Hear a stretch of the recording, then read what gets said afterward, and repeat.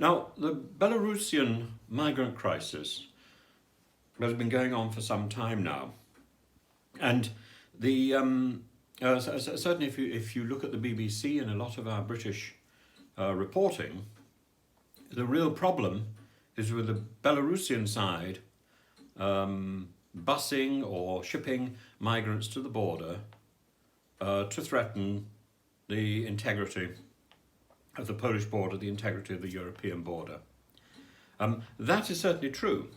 And from that point of view, yeah, as Boris said, the Belarusians have managed to weaponize migration.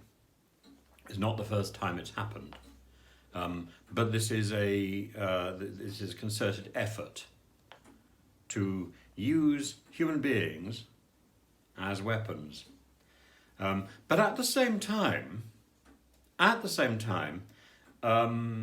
the Polish response is completely and utterly abhorrent. Because the Polish response defies one of the main principles of the United Nations and one of the main principles which has been looked at a few times by the European Court of Human Rights, which is that if an asylum seeker asks for help, they must be accepted. They must be taken in, their case must be looked at seriously. They cannot be pushed back at the border. So we've seen cases being taken through the European courts, through the United Nations, about Greece and its pushback regime, utterly abhorrent, about Lithuania, about Croatia and the issue between Croatia and Bosnia, about Spain, about Macedonia. All of these countries have fouled up. In fact, the technical term is refoulement. And it all goes back to the 1951 UN agreement in Geneva. So if somebody is asking for asylum, we as civilized countries have a duty to look into that and possibly to grant that asylum. So erecting walls, erecting fences, whether this is in Mexico, whether this is along the Polish border, there's something very dodgy about this, and it starts to look extremely suspicious. So the Belarusian leader, an abhorrent man in his own right, has been very clever because he is attacking Europe at its core values. But at the same time, Europe is demonstrating that it doesn't want to uphold those core values. And we, for our part, in the UK, we are struggling with migration as well. And Priti Patel is not leading in any comprehensive and coherent way. She's saying one thing, she's doing another. And she's allowing the authorities to behave badly.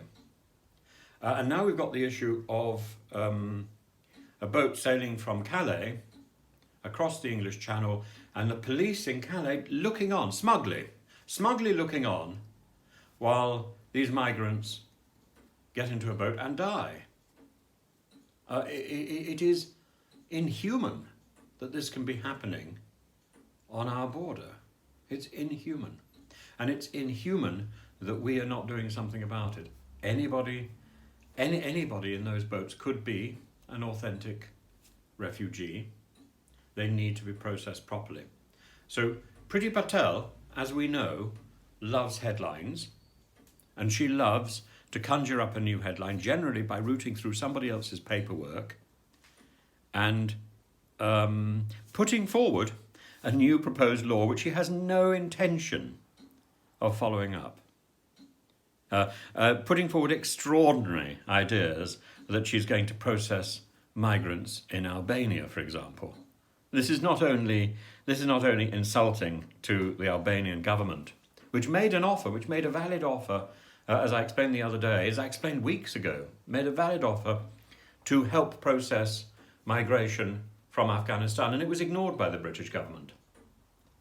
And then Priti Patel repurposes this information to her own advantage and to give herself another Headline: This woman needs to go. We actually need leadership from somebody who can deal with the crisis and who has the humanity to see beyond all the nonsense and to recognise that these are individuals.